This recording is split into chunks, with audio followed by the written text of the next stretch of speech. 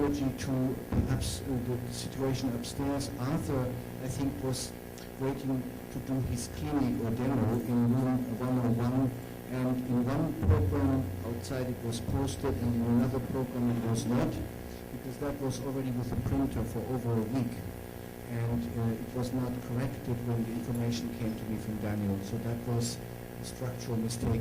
But Arthur is showing his work tonight in one of the installations upstairs, and I hope you had an opportunity to visit with Ian Winters and with Bertko here and with Carl. And so I've asked several people to join me now for the next round of dialogue. Ian at the end will be interested in hearing responses from those who participated in this workshop, and probably, Ivana, are you here? I will ask you to also allow people to comment on your workshop with Srinka, yeah? We have then on my left our first presenter who will briefly position himself.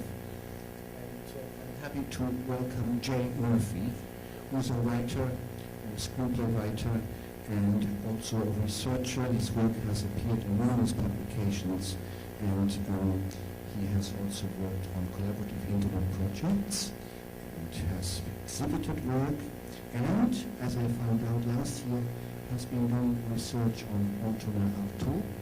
And when I heard him use the phrase Artaud's sound system, I was immediately, that captivated my interest. Following Jay on my left, Nicolas Salazar-Sutil, who is, as you probably heard him introduce himself earlier, a choreographer or dance researcher, as well as someone with a strong interest in mathematics. He now works at the University of Surrey and teaches in the dance department. He has published widely on interface between symbolic languages, mathematics, computer languages, and performance. He also is a practitioner and has a company with whom he works regularly, Configure 8. Next to him, Claudia Robles, who is an artist originally from Colombia, now lives in Germany, has exhibited in many parts of the world, and I saw her, I think a year or two ago, doing a fascinating piece with electrodes, using brain waves to activate and actuate sound and images, and she has been continuing research with body signal performance, and so I want her to talk about her work.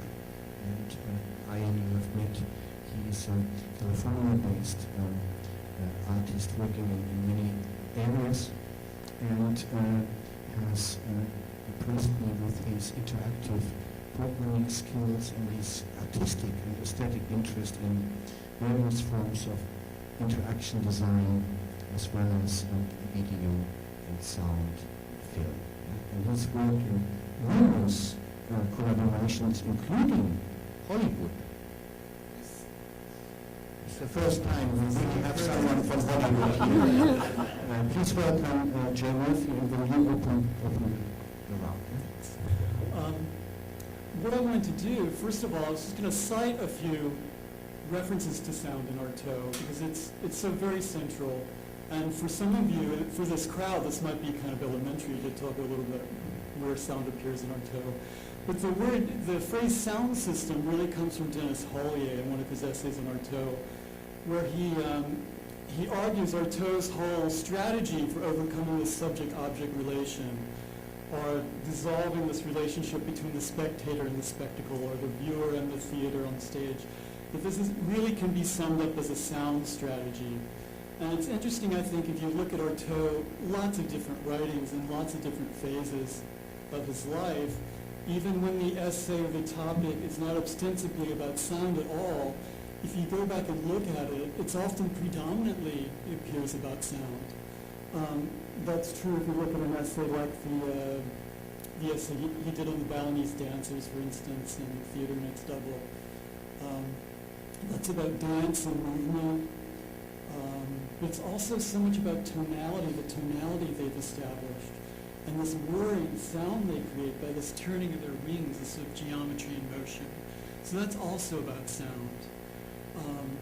His film writings have so much to do with the idea of sound invading the image, which for Artaud is a good thing. I mean, I don't want to go off topic and talk about why Artaud was against dubbing for the advent of sound cinema, how he thought that was destroying cinema for a while, but he also changed his position pretty quickly about that.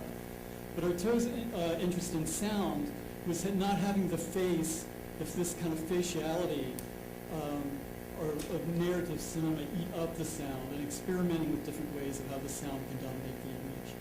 So the film scenarios are often very much about sound and foreground that. If you look at his Mexican addresses before he goes up and visits the Terramores to do peyote rites in 1936, those addresses often emphasize this primordial music he's expecting to find. And then later, after he participates in the rites, he'll often talk about this sort of, again, the sound tonality that's characteristic of the rites. This monotonous drumming that will only sound monotonous to a European ear, he writes. But once you really listen to this noise, you can detect all of these different sorts of splitted tonalities and what is going on in it that you can't at first listen. And if you've listened to any of the, if you've seen any of Raymond Carrasco's films, for instance, in the Terramores, you'll get to what seems to be the most repetitive drumming you've ever heard that will go on for literally most of a day or more than a day. And you'll get some grasp of that, of what Artaud was talking about. There are amazing sound innovations in the Cincy that was done from 1935. But what I'm going to cite here is from the essay on Van Gogh, because Van Gogh is not only pure painting, as Artaud explains in the essay. Van Gogh is also a tremendous writer, according to this essay. So Artaud is, again, seeing in Van Gogh this play of modalities of moving between senses that's characteristic of actually what Artaud does when he does actual works, and very true of his writing. But also, in addition to being this tremendous writer and painter, Van Gogh is a tremendous musician, he writes. So even in the Van Gogh essay that you would think is about this great painting, this turbulent painting, and what he's evoking in that, even the Van Gogh essay ends up being, to a remarkable extent, about sound. So I want to read one of the phrases in it. I hear the wings of lovely beating cymbals, talking about the black crows in that one of those very last paintings of Van Gogh. And what Artaud means by that, again, is not any reference to symbolism of black crows or anything like that. He means the sound is actually emanating from the paint and from the picture itself. You get this wonderful kind of animism, especially in the late Artaud, in those writings. And the Van Gogh essay was in 47, for those of you who didn't already know that, which I think is a minority here in the U.S.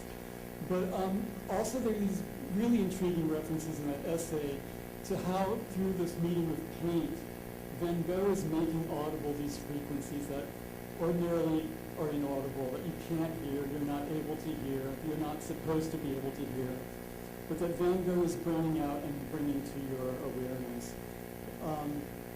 He writes, for instance, this is how the light of the candle sounds, how the light of the lit candle in the green straw-bottomed chair sounds like the breathing of a loving body before the body of a sleeping invalid. So he's bringing to another sensory modality through the medium of paint. And he goes on to talk a little more about that, categorizing what Van Gogh brings to awareness as this superhuman dawn, perpetually superhuman, following the repressed order by which real-life objects ring out. When one having known how to have when one knows enough how to have an ear open enough to comprehend the surging of this tidal flow. So it's this kind of frequency you can't normally hear, but through Van Gogh's paintings you come to hear. So with this in mind, I want to go back to what I think is a very important aspect of Artaud that is actually very rarely commented on. If you read some of the really well-known commentaries on Artaud, whether they're by Derrida, Jean-Francois Lyotard, Esteva, and even Deleuze and Guattari, who are remarkably close to Artaud in so many different ways. There's a real shift from the early to the later Artaud, from the Artaud who wrote the theater manifestos in the 1930s to what Artaud is doing after a certain point in Rodez asylum, 1945 and after, and when he's released from that asylum in May 46 until he dies. as is true of so many different artists and different thinkers, there really is an early and late Artaud. And I'm just going to use just two citations very briefly to try to indicate what perhaps they are in terms of sound. For instance, there was a lecture Artaud gave at the Sorbonne in 1931, so this is sort of an earlier Artaud, pre-asylum Artaud. And has some very different concerns than what you see in the late work. But he says that there is a quality words have of creating their own music according to the way they are uttered, which can go against their meaning. And he goes on to discuss there are all kinds of different associations and allegories and correspondences. There's a whole sort of floodgate you could open through language that goes against their normal semantic meaning, which on its own is not such a radical conception. But Artaud is always pursuing this sort of subversion of language, of course. If you read any of those earlier works, it's a real theme throughout the theater manifestos, which, if I want to boil down to just one thing, are very much an attack on metaphor and this sort of role of the signifier in terms of corralling meaning, especially the meaning the body is able to utter in terms of the cry or the sound. His ultimate weapon at the end of his life is the scream, right, in Artaud's very last radio broadcast. But I want to contrast that 1931 comment to what he writes in Theater and Science in 1947, where he writes, "The act I'm talking about aims for the true organic and physical transformation of the human body." So this sort of emphasis on what Artaud announces in that last radio broadcast as the body with our organs shows a real shift in concern, and it really blows away a lot of the earlier concerns that were established in Artaud's work. And career, if we can call it that. A lot of people argue Artaud doesn't have a career. And never created works, that sort of idea.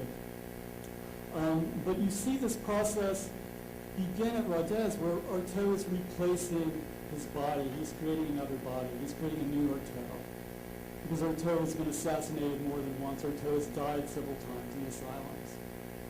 So this is very much creating this new body and projecting this new body, which breaks through to the infinite. And the use of the cry or the scream is one of the main means of how Artaud proposes to do that.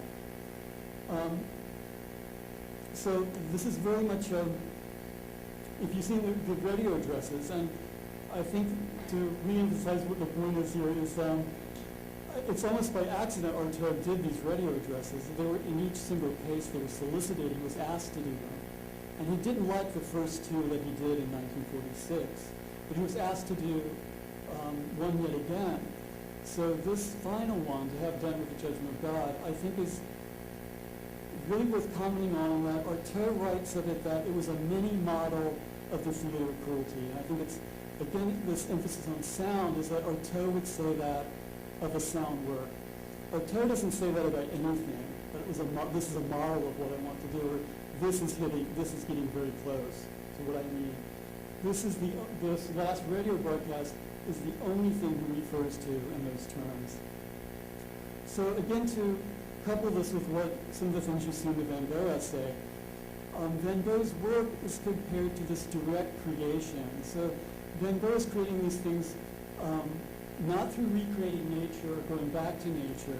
It's a power of direct creation. And I think this is what you also see in this very last regular broadcast, in terms of what direct power the human body can summon to break through, to breach through this infinity, and which is actually through a double body. It's not being reduced to the actual physical body, which would be the ultimate horror for Artaud, speaking of Artaud. So if I can pause there just for a minute, I want to go back to how Artaud is seen today, or what kind of singularity Artaud has. And I want to juxtapose that sort of conversation I've just outlined with a review of, there were two performances a month ago at the Erica Festival that maybe some of you are familiar with in Glasgow, with performances by Jonko and Kejohano. So two artists who utilized the cry or the scream. I'm referring to what Eugene Thacker published about them in an issue of Mute that came out just last week. You can look that up. And when he's talking about this experience again of people who are uttering these piercing screams or cries that go on for a period of long duration, right, more than half an hour, perhaps an hour, and what it's like to experience that, right, in terms of, is this the ultimate splittering of language? Or do you start picking out different tonalities of different languages splintered that you can make out within it? Or is it the complete destruction of language? Or is it just presenting you with this opacity, this huge, very dense sound, right? Using a kind of sensory modality that usually is not pushed to such an extreme. Is it just that? So all of those are kind of Artaudian kinds of questions to ask of a screen performance, I think.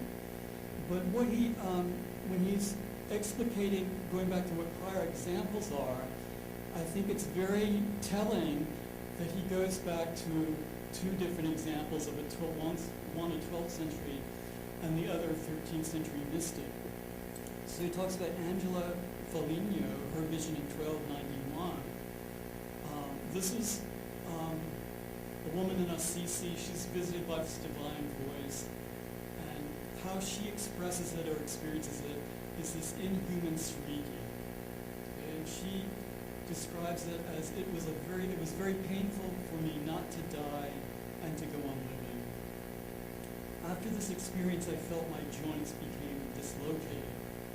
This again to me is a very Artaudian kind of point, not to reinforce the organism or to bring together the organism in some holistic fashion, but to dismember the organism so that it doesn't work together anymore. So it's really experiencing this gap between the different senses. It's experiencing the void in the most direct and powerful way possible, most stark way possible. And his other example was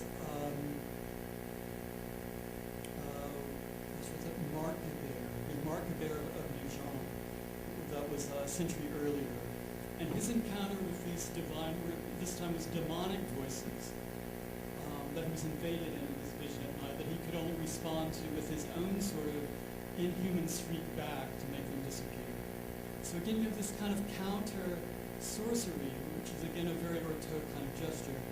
But what Thackeray does with this, as opposed to these two examples that you can maybe summarize as this apophantic Christian tradition, which is applied to Artaud so frequently, people will fall back on that, the saying of what's unsayable. The persistence of applying a kind of Christian philosophy to Artaud is quite remarkable, given Christian priests are supposed to be boiled alive for hundreds of years, according to Artaud. He hates Christianity so much. This is a consistency from the early to later Artaud. But what he's brought up these two Christian mystical examples, but what he counterposes to that is that this is a failure of the human voice. So he talks about this as a sonic pessimism, right? That we're lyrics with, you have music without words, speech that doesn't signify anything. So it's a sort of pessimism of music. But that also is a as much as the Christian mysticism explanation is a non-Artaudian response to these very Artaudian kinds of visions and uses of the screen, what Thackeray says is also a non-Artaudian response, because Artaud is very much about reinventing the body and reinventing it through the screen. And that is a consistency between the early and the later Artaud about this human transformation. So sound has the real key marking place for that. It's the key sort of site of struggle of where for Artaud it can happen. And that's what I have to say for that. Thank you, Jay, and I am very impressed. Pencil written notes, no laptop. I pass on to Nicholas. Thank you, Johannes, and thanks for the invitation. I'm just going to rehearse this presentation a little bit, but quite a lot of what you said is close to what I was going to rehearse. So my rehearsal is now much easier. So thank you. I'm going to start by talking about the term sound in mathematics, what sound means in mathematics, and then what the word deaf means in mathematics. And then I will talk a little bit about Artaud. This might not sound like an integrated talk, because the two subject matters seem so implausible, but I think we might integrate them at the end. sound in mathematics, or the term soundness, refers to the kind of basic or fundamental property of mathematical logic, whereby a statement has a truth-preserving property. So if we take, for example, the dictum, which is well known to possibly most of us, all men are mortal, Socrates is a man, therefore Socrates is mortal. You have three steps in this logical construction. All of them are true. So the statement would be said to be sound in mathematical terms. And so mathematics searches for soundness, for the preservation of truth at every step of its construction, at least in axiomatic mathematics, mathematics that is constructed on self-standing truths. So you build a kind of mathematical edifice on these propositions. Each of one is self-standingly true. It's a very basic premise of mathematical logic. Epistemologically, is not the same sound we are talking about today. It's not a sense that we're talking about. It's a different concept altogether, and I think it comes from German, actually, soon. Health. So it's more like it's the word sound here refers to a healthy way of thinking. But still, I think we have a sense in mathematics of senses, and there's a whole avenue of discourse in cognitive theories of mathematics and cultural theories of mathematics, where we try to understand mathematics not as this sort of very removed pursuit for abstract truth, but the understanding of certain patterns that have relationships with the gestural and the corporeal. Then I wanted to talk about the notion of the deaf, which brings us closer to the senses in a sort of indirect way. There are numbers that are said to be deaf or absurd, and these numbers are very interesting numbers. A third or irrational number is a number that cannot be expressed as a fraction. It's a number that has an infinite decimal value to it. And it was considered to be a very dangerous number for classical Greek musicians and philosophers. And in the Pythagorean cult, irrational numbers like pi were banned. And it is said in a sort of long-standing legend that a philosopher, I think Hippasos, was murdered for revealing the secrets of irrational or absurd numbers. The challenge of an irrational number is that it poses a great challenge to a harmonic or discrete understanding of music and if we like, sound, in the sense that these are numbers that cannot be finalized, cannot be located discretely in one sonic space. They are numbers that have no real measurable ontology, like the number pi or the number phi or various square roots. They're infinite numbers, and they're called irrational because they cannot be thought in their entirety. They're numbers that escape they escape the remit of human thought or rationality. And the reference of the use of the term deaf or surd to describe these numbers comes from the Greek alogos. These are numbers that escape logos, so they escape the wording of it. They cannot be pronounced in the same way that they cannot be thought.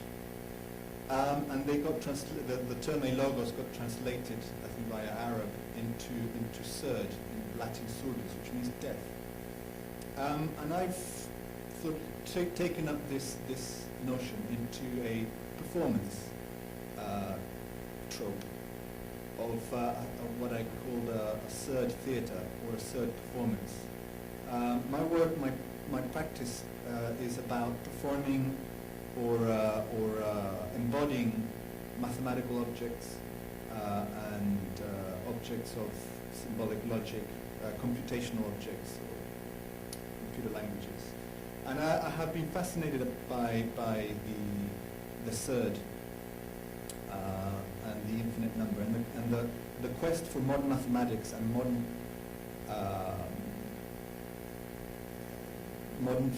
ontologies to try and find the infinite and infinity, and modern theatrical and performance projects that have infinity at its sort of core quest, the quest for the infinite. And this is where I move on to Artaud, in the sense that Artaud's work, as in my reading, is really always positioned in this infinity or multiplicity of infinities, which makes it in many ways unnameable and unpronounceable, like the third number.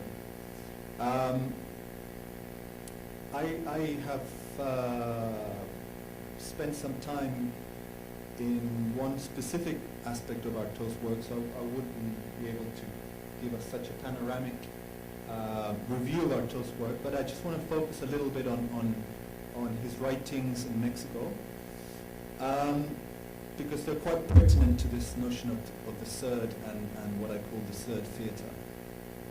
When Artaud travels from Mexico City northward towards the Sierra Madre, he's suffering from what seems to be, from his own description, quite an intense withdrawal syndrome. And he's looking for the peyote as a release from a very intense physical sensation of deprivation from I think laudanum, which was his drug. And so his writing shows a really intensified sensory perception of the Mexican desert. And what he says in the Mountain of Signs, the beginning of his writings on the voyage to the land of the Tarahumara, is that the desert is a kind of demiurgic world of patterns, signs, hieroglyphs, signatures, which are sculpted in the rock and also in the people that animate and live in this desert. And he acknowledges or indicates something which I think is very interesting. He says that there is no word to read these signs or symbols. And in a way, he kind of abandons the intention to try and describe these symbols. He says that the only faculty that seemed helpful to him at that point when he was in the desert was the faculty of counting. And that the only way in which he could come close to making sense to these signs, symbols, crosses, is by counting and giving them numbers. And he comes up with, or he seems to think that these numbers come in a repetitive series, which is a very important concept in mathematics. So he proposes a series, a numerical series, to make sense of this unpronounceable signatures that he finds in the desert. Also, parenthesis maybe to say that these signatures are also bodies, and he sees fragmented bodies throughout the whole desert, heads, torsos, sexual organs. So they're not just hieroglyphic inscriptions, they're also parts of bodies that again have patterns attached to it. Anyway, he says that you can count them, and he comes up with this numerical series, which as far as I can tell, I'm not a mathematician, but it's not a mathematical series. It's a sort of invented series, which is what I sort of feel very interesting in Artaud, in that it has no real grounding on a kind of scientific or mathematical knowledge. It's a very subjective and very personal and very sensory logic that he discovers. So this series, whatever logic it has, it's not a mathematical series of numbers. It's not a Fibonacci series or a Pell series or whatever. So anyway, he makes sense of it through the numbers, and he says that this numerical order found in the desert is also found in the dance of the Tarahumara, the ritual dance of the peyote, which is a healing ritual dance, which he manages to have performed for him. And he then sees this dance as happening again in the same way as the desert is governed by these numbers and by these divine geometric orders. So is the dance. So the dance has a numerical order to it. It has a sacred geometry to it. And the performance here is devised in a way where the word is unnecessary, because the word cannot approach the unnameable and the unspeakable and the surd in the way that numbers and geometry can. But having said that, numbers don't actually touch upon the very essence of that unnameable, which he calls the principle. They come closer to actualizing the principle, but they are not the principle itself. And Artaud's discovery in that third performance is that there's nothing retrievable from the ritual. So he brings nothing back from it, and there's a great feeling of anticlimax and dissolution in him, in that the principle, the truth remains unconcealed, unconcealable in a Heideggerian sense. It's a truth that cannot be concealed, either by word or by numerical definition. But I would claim that it is. It's only that Artaud was working with the wrong kind of number. He was working with discrete numbers. But if he had been working with modern notions of number, he would have actually reached the infinite. And modern mathematics is a quest, persistent quest, in many different branches of mathematics to understand infinity, from the study of calculus and infinitesimals to topology to obviously set theory. It's this real radical shift from classical mathematics and the understanding of a number as a discrete object to the third or the irrational number as an infinite series. And yes, and so I think I'm kind of reaching the end of this rehearsal. I think there is that interesting link between Artaud and the numbers.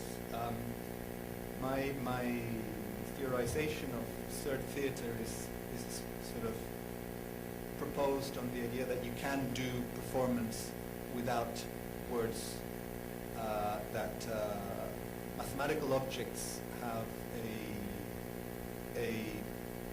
in the same way that gesture has, I guess, a power to mobilize meaning. Before or after meaning takes place, I don't know, but certainly mathematics has, or mathematical objects have a semiotic potential that the word sometimes lack. And my work is about exploring that power of mathematical languages to bring about embodied practices. And I think Artaud touches upon a nerve in that particular exploration of the peyote dance. Thank you. Take a breath and Claudia, make a transition to your work. Initially, maybe I can make a small transition. Thank you, both of you.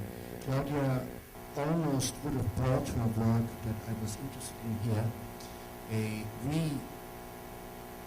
from what I understand, re-performance of Alvin Lucier's piece, and then we couldn't really manage it. It would be too complicated in preparation time was several days, so I asked her to maybe address it by presenting documentation of it or the concept. Yeah?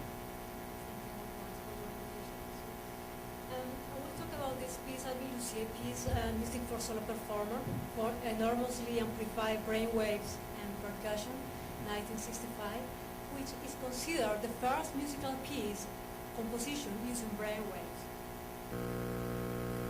So as you can see here on the picture, Artaud is on the left side, and Lussier is on the left side, and for this composition, he attached electrodes to the performance skull, measuring the brain activity. To be more specific, only the alpha rhythm range from the 8 to 12 hertz, which this range is not audible, and is accentuated during relaxation and by closing the eyes. At that time, biofeedback devices were not so as sophisticated as nowadays, so he used EEG equipment belonging to the U.S. Air Force and with the technical support of Edmond Dewan, who is on the right side. As Lussier told in an interview, this apparatus consisted of a pair of electrodes, a differential amplifier, and a band-pass filter set to a band wide just wide enough to let the 10 Hz alpha waves flow through and at the same time reject unwanted electrical and ambient noise. So we can see here a picture of Lussier performing. This was the first presentation at the museum, Rose Art Museum in 1965 in May.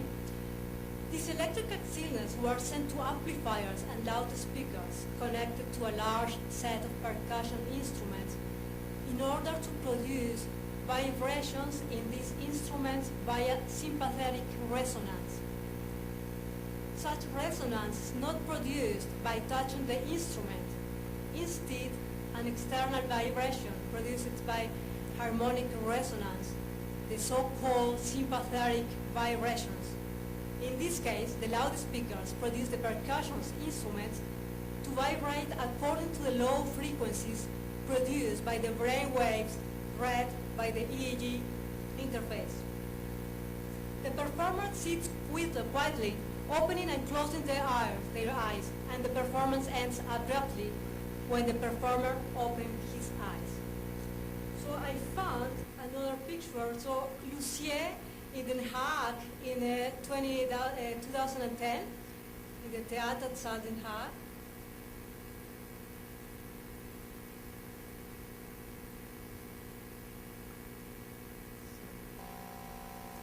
Because I work with biointerfaces, and in the last years I have focused my attention in this in biointerfaces used in interactive works, and I have worked with EEG interface. I was asked to perform this piece in a festival in Cologne in 2011, last year in July. So I will show you some picture of the set I presented.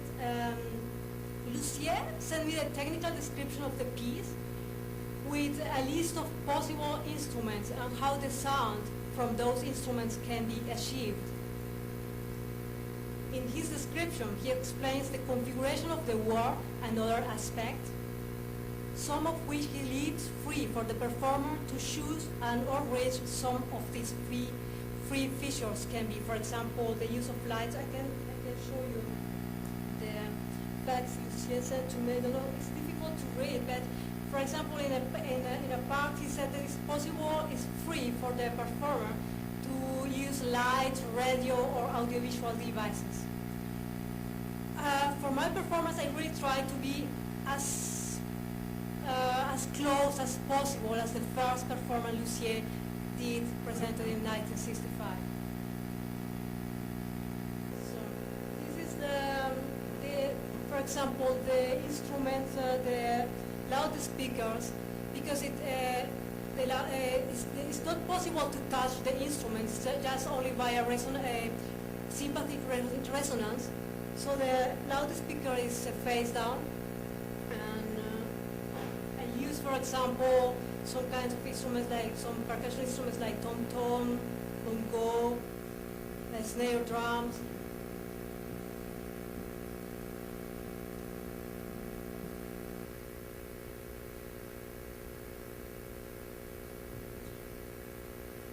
The interface I used is open source.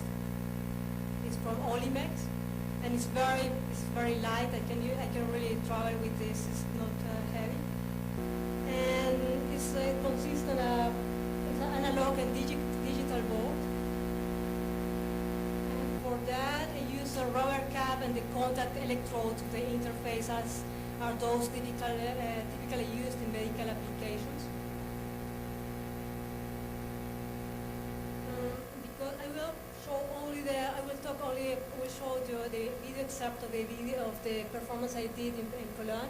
But if someone is interested in an EEG interface, open source, you can find information in the page here, the BST Body Space and Technological Journal of Brunel, and you can find all the description of this interface if someone is interested to build one of them. So now I will show you the video.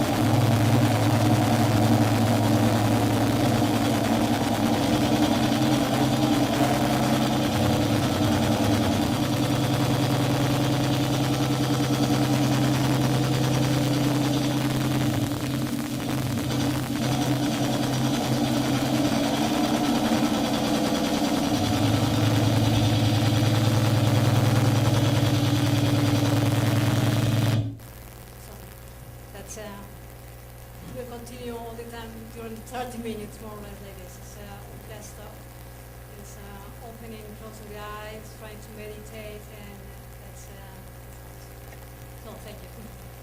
Thank you, Claudia. Ivana, may I ask you to join our roundtable? So, both you, Chaim, and Ivana directed workshops this afternoon. In case the collective has not met Ivana Ivkovic yet, she and her partner Senka are here representing a collective from Croatia, from Zagreb, Bat Company, Batco, and they introduced their whatever dance toolbox in a physical conceptual workshop, because we also addressed some issues about how this could be used for educational, choreographic, or research purposes. And we want to make a brief statement or invite then feedback from the audience, both to the workshops and to the presentations this afternoon. Thank you, Claudia and Jane and Nick. So, if you want to make a brief statement, Chaim. Well, I guess I should say something sitting here this week is sort of talk about Artaud and things like that. I've been sort of thinking about a couple elements, at least in my own practice composition, which has been being really interested in sort of ideas of attention and temporality and traces of things. With the sort of idea that sound is, in many cases, in a lot of the projects I've worked on, an opening into something that's sort of the non-rational part of the experience. Like, for example, in many cases, I'll work with extended durational time lapses of particular sites or projects where there might be a photograph taken every 30 seconds for a week. And then something might happen former where they make sound movements or physical movements, and that addresses a way to move through that sort of compressed or expanded and the thing that I would say that sort of ties that together and back to the workshop or the connect idea is something that you can see combining all these things is they really are very, for me, I tend to think about them as sound. So, even though I'm primarily a visual person, looking at, say, an expanse of 1,000 days and sort of rhythms that go over that, even though they're happening, the Hertz rate is, say, the 0.0001 as opposed to 60. What are ways that you can both use sound and visual material, tension between those, and tension with rhythms that are happening, some over 100 days, some over 100 minutes, some over 100 microseconds. For me, that's a sort of interesting compositional question. And a bunch of things. The workshop is to really practical, like how can we get information from this device, but also how can, for me, how can we use it as a source of one of those kinds of feelings, whether it's extracted from gesture or extracted from large crowd patterns or who knows what. So I'll leave it at that.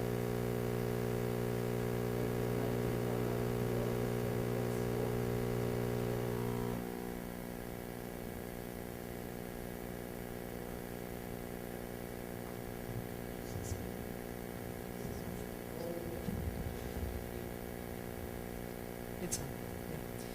Yeah. Well, swarms and crowds came up concerning one particular project where we decided to do away with this typical audience situation. We decided to do away mainly with most of the chairs and mix up the 6 performers together with audience, which could go up to anything from 20 to a couple of hundred, depending on the space we were performing in, and kind of distribute the action, whether textual or choreographic movement based in the space in a way to activate the audience.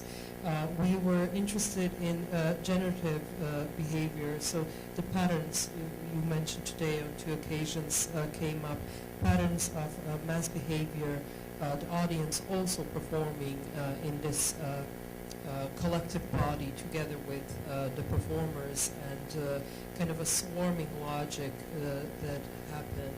I mean, this came up because the software this toolbox that we presented today in the workshop, actually we met the software developer, Daniel Turing, who's now in Hamburg, while working on this particular piece. We wanted a way for the audience to be able to get an additional insight into the importance of their behavior in the space, and then we just didn't want to project a kind of a general overview, a surveillance view. So we used a kind of motion tracking software that he had developed at the time, something that was ready-made, and this in fact initiated the 6-year collaborative project, which in the end produced the toolbox and the tools that we presented today. Thank you very much. 25 minutes. I think I want to stop maybe at 6:25 because someone will lead you way over to the hut for dinner, and then tonight there are so many things we're trying to show and we have to set them up, yeah? So that they will be ready. So let's have a 25-minute discussion where you, as participants of today's actions, can respond to the statements or raise questions.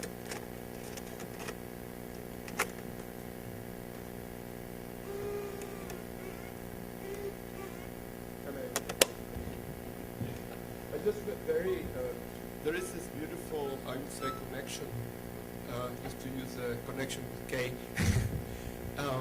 of this continuum that we may be able to see between pattern recognition and of course how we may use this word of interface in relationship with also system design. And also how experience is designed. You know, it is very interesting. You know, experience design is one of the names of a lot of the people who are in the human-computer interaction realm. They call it experience design. And then coming from this very intense traces that Artaud has left as his own productions. I think that there is something interesting there to see how to investigate some kind of... I really like to go to my own history with Gregory Bateson. I'm really influenced for the work of Gregory Bateson to understand everything as a relational epistemology. So, and practically he used this word pattern as a way, what is a mind? Is like when mind is a pattern which connects. And it's always in flux, it's always changing. It's contextual, you know, it's a really, I would say, very important epistemology to understand perhaps what connects, what interfaces this ecology of ideas, because this is what I think that we are, I think that there is something about us also trying to interface with ideas about connection, which is a very recursive loop in our own way of connecting with connection. You know what I mean? It's a very loopy way of understanding organizations and systems that change, or stuff that change in time, that we may name it now this way. So, and Artaud has this device, this positive that is really interesting to flow from his own experience and the performance of the experience. So I just wanted to throw this there because then we all go back to the idea of patterns. We have been doing it in Gestalt research, in Kohler and Kafka in 1912 or 1920s, but we tend to drop it. And I think that there is something interesting about, of course, these dynamic gestalts that then the people who's designing the interfaces of the stuff that we use, they call it, this is an environment, when they call the iPad screen an environment, or trying to understand how we behave in a force performance through a design that is trying to understand how we connect in general. So I think that there is something interesting over there in this really lower or higher level epistemology, or we put it in that level of patterns. And then in that experience that was altered, or constantly altered, and designed through drugs, or lack of drugs, but it's actually a body, having experiences and leaving traces that we call poetics. And there is something there. I think that, yeah. Sorry. Do you want to respond to that? I just want to say one thing that you said, Johannes, before about patterns that I think is also worth mentioning. You were saying about the efficiency, the efficiency demand that patterns. For Taylorism and Fordism, Yeah. And sort of nature when self-emergence and creation of patterns seems to be promoted by the need for natural forces to organize themselves in a way that is as economic and efficient as possible. So say, for example, the patterning of a beehive or the patterning of any number of geometric living or non-organic organisms. There's this quest for maximization of energy in the most economic and efficient way. And in doing that, you bring a kind of tidiness and an order that strikes you as having some kind of agency that proposes a meaning. So like when we see a beehive, we think, oh my God, these beehives are designed. And like the beehive, say if you have a look, for example, the book Patterns by Michael Ball, which is a popular science book, but still it's astonishing. The level of patterning in nature is really, really quite astonishing. And it's this sort of very powerful force for self-emergence. You're saying that from the chaos and the nothingness of a group of people and the dynamic of these random elements, out of nothing comes a sense of tidiness and order. And it's this sort of need for economy of tiding our effort into something that is well shaped, well spatialized, and energy saving. And I think that point is very, very valid, and I didn't want it to go away what you were saying about economy and efficiency. And thank you, Manuel, for your very eloquent first response. Claudia, Jay, I mean, when you listen to what you generate through your brainwaves, do you think in terms of patterns, or are you curious to see what you generate, or are you just surprised? No, it's so it's more, yes, I perceive it is a biofeedback, in fact, yeah, because you are hearing something and you are stimulating yourself with this, with this video or this music, in a way you are stimulating yourself. You are, oh my God, I'm relaxing now, or I'm excited now, so I will try to go down, or will try to be calm. Yes, but it's not. I don't see like, okay. Sometimes I can see the patterns, in fact, but it's not that I'm trying to go outward of the patterns. Sometimes when it suddenly, the percussion suddenly was gone. Yeah, because I'm trying to go from the calm to, or I'm trying to be excited, or I'm trying to really to be more dynamic, to be more dynamic. Performing. I'm performing. Maybe I can make a brief comment. I'm a fan of that piece in particular, so it was nice seeing this performance of it. There's something in the inefficiency of what we do, which I think is central to the practice of many of us. I mean, it is so inefficient to beat a drum in that particular way. It is such the opposite of...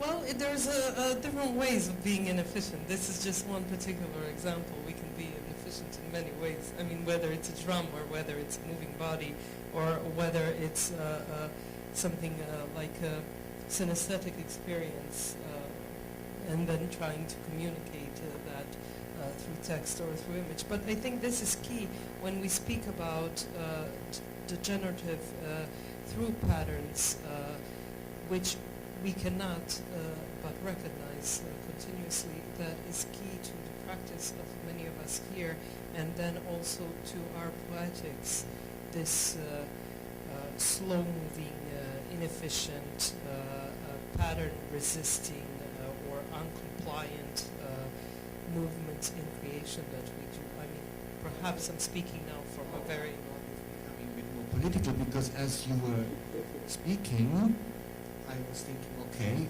we can not just look at dealers, but obviously city and urban planners, transportation systems, other protocols constantly affected, by our political and other corporate institutions are forcing us to do things in a certain way. So when you speak about non-compliance, I find this very interesting. And as also the issue of irrationality piqued my interest earlier. Any comments from here or from the... you are critiquing the division between us and them, right? You would prefer to sit together.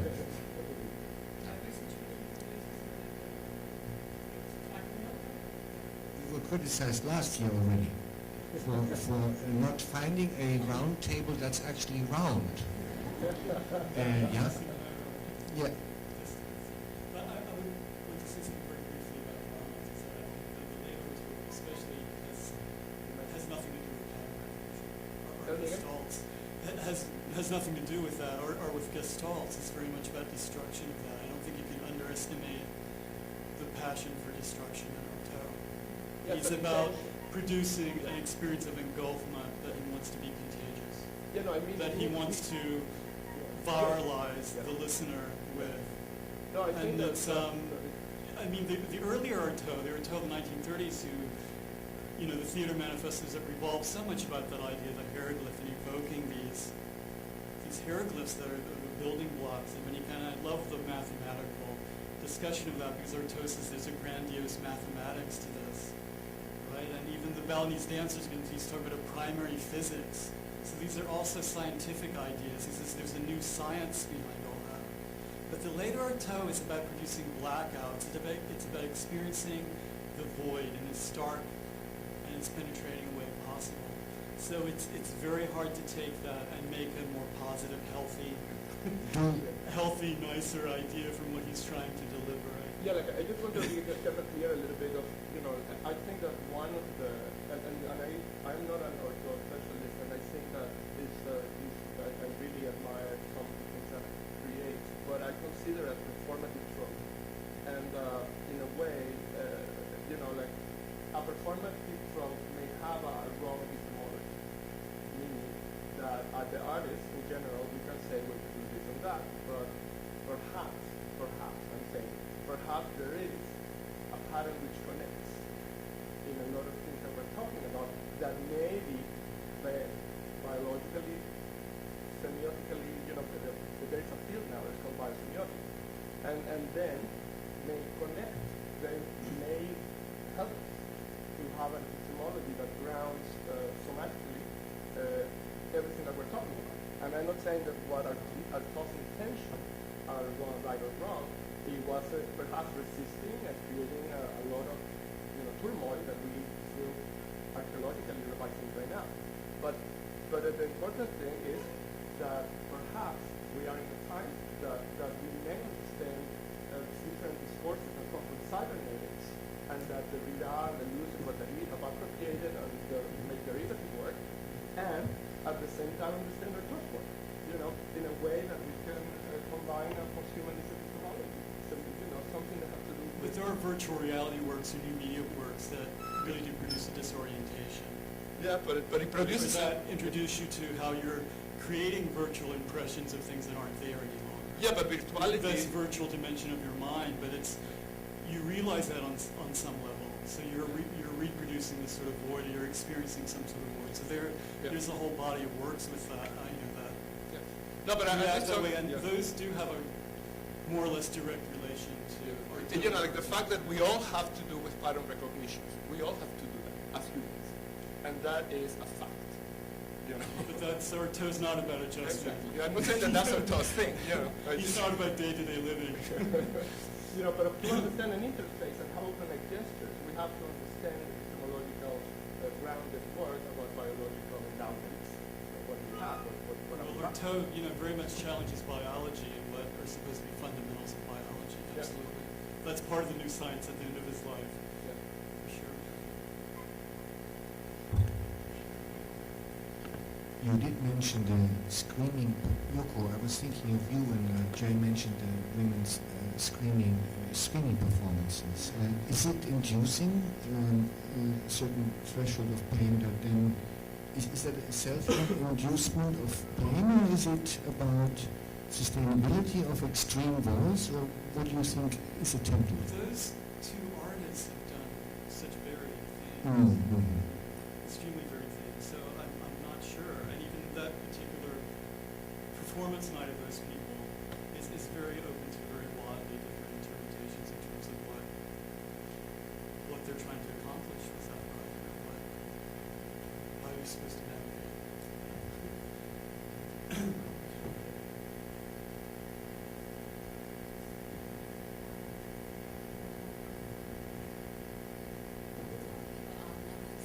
Pain with the scream, but I think the scream can come into many different contexts. I think that that's partially dependent on the context in which it's used, whether it's performance, whether it's ritual-based kind of things, because you're talking about pain with the scream, but then you've got the euphoric scream, you've got the scream that's connecting you to other entities and higher beings.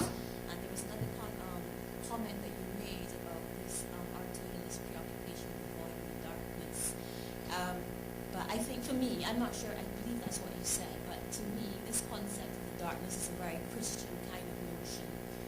For example, if you come from the Caribbean where I'm from, it's not this void is not necessarily darkness, it's actually, it can be enlightenment as well. The So Buddhist tradition. it's just to throw a slight twist on the context of the word screaming.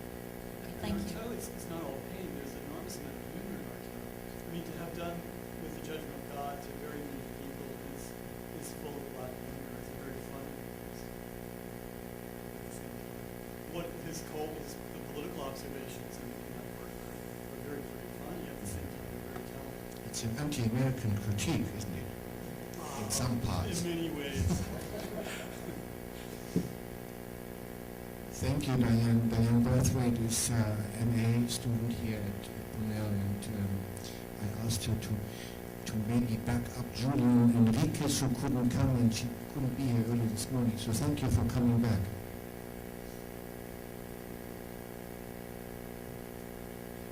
People who attended the workshops, can we hear maybe a comment from you, how you felt about the two, I don't know what to call it, the software workshop as vis-a-vis the one here on the dance floor?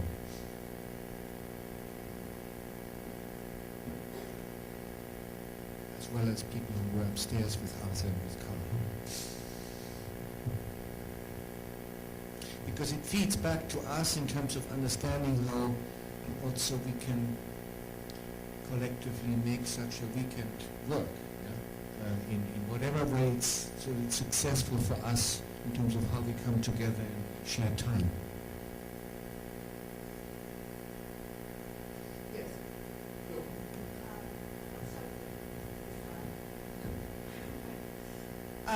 Okay, I participated in Ivana's workshop, and it was very interesting because I'm now thinking of system, and it was really sort of instructive.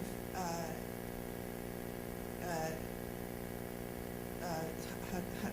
can I explain it? Sort of computer program, and but I thought someone created a system, and in that system we play, and then we play with that system. But it seems like we are free, and we are enjoying ourselves to be in a system, and we are sort of really creative in the system, or we can just do anything in the system, but actually it's a system, so we are actually controlled by the system. And I think it's sort of interesting for me because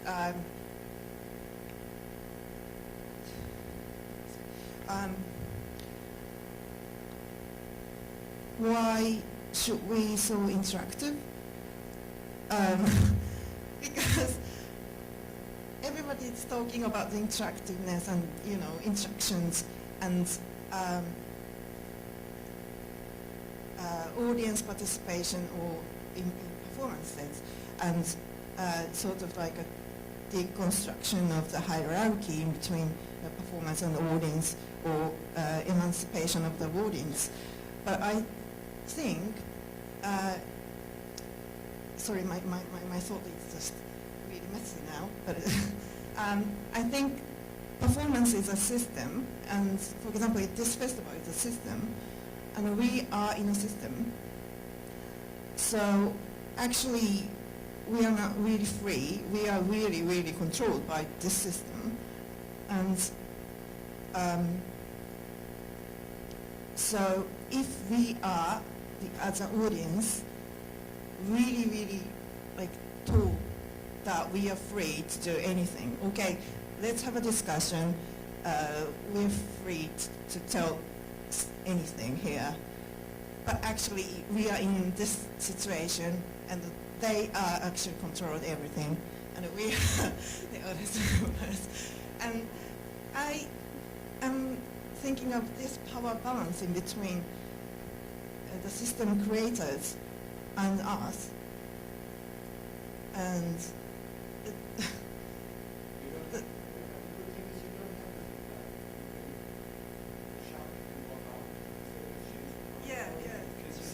Suggest something else.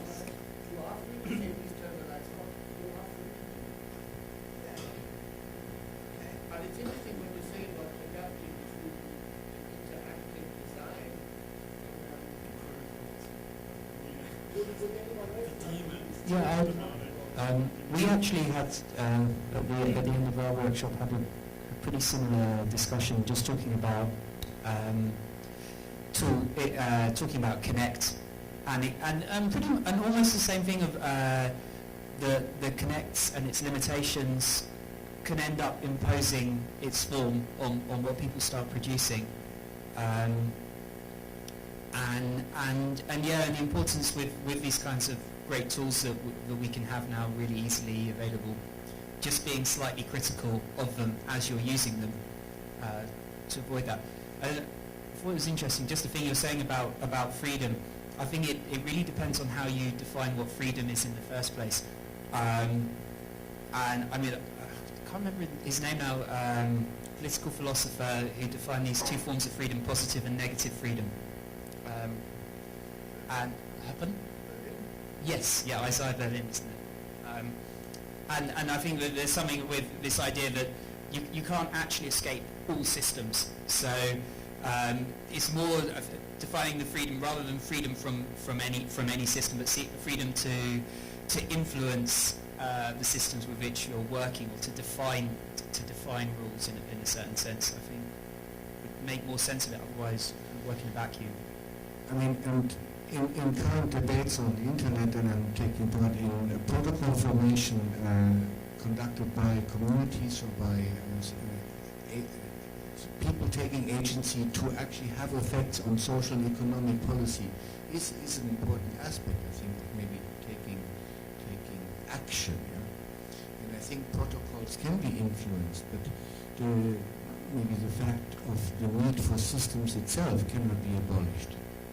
Can I just, something that I see perhaps is a little bit of a confusion between a relational epistemology, meaning we are all working in this ongoing relational milieu of existing, and the other thing is the use of a model of thinking that is systems theory evolved to understand self-emergence, for example, or emergence or self-organizing properties in systems. So the understanding of system has also evolved with us in our own understanding of realities and biological systems, and having computational systems to be able to see and compute enormous amount of data to understand networks, for example, or the network of neurons and things like that, or the immune system. So there are a lot of things that is, and I think that the confusion sometimes is in the word control. So one thing is assistance is an analytical model to understand relationships. And then within that, there are different levels of complexity that the system we live in have. And then the other thing is kind of like that, the things that we can do to understand them, and to understand that in a system, for example, there is a theory that talks about there are 3 levels. One is control, agency, and autonomy.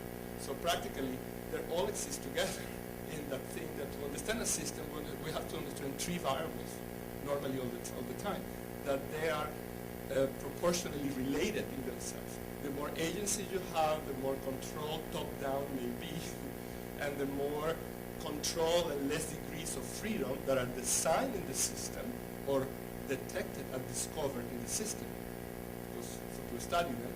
So you can relate these 3 variables.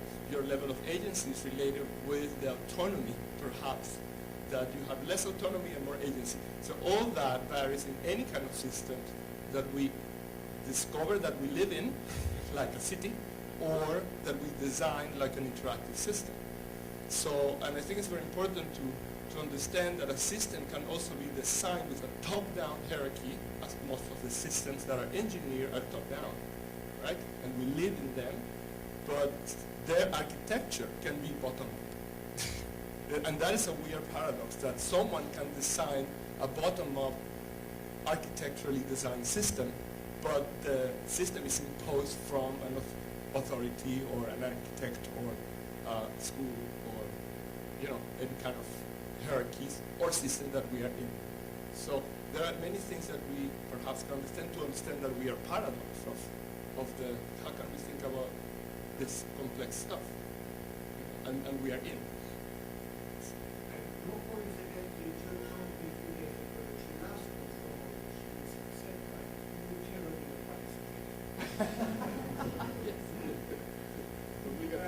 Let's talk about tonight, because, as I said earlier, because it's dinner, but we are hoping to make this a really powerful video.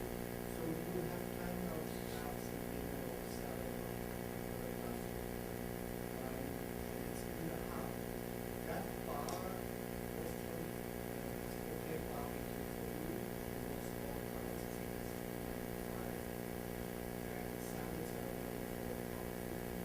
Their bars open until 8, shortly after 8, they're able to close. And then we open the upstairs installation, the cabinets of costumes, velocities, within upstairs, with all the installation components, maybe 6 different rooms. So trying to please enjoy 6 different apartments upstairs, while here we're still working to set up 3 installations on the 5th floor. We open about 9:15.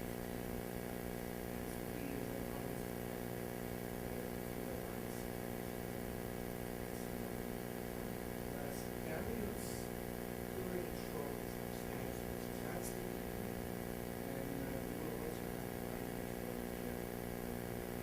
So hopefully you will enjoy this 9 shows. And we apologize for Julie Popper, which is absent. She went finding out that we do not have a high-tech aquaphonic sound system that was functioning by quality requirements. She decided to cancel it, so she did not compromise on the sound. And I hope we will try our best to accommodate and codify this very expensive aquaphonic system. So this is actually first hand in my experience. That's how much it's I understand, of course. Completely understand. So we will move Simon Cartaris exhibition in here and have 3 interactive pieces here and 6 installations upstairs. Enjoy.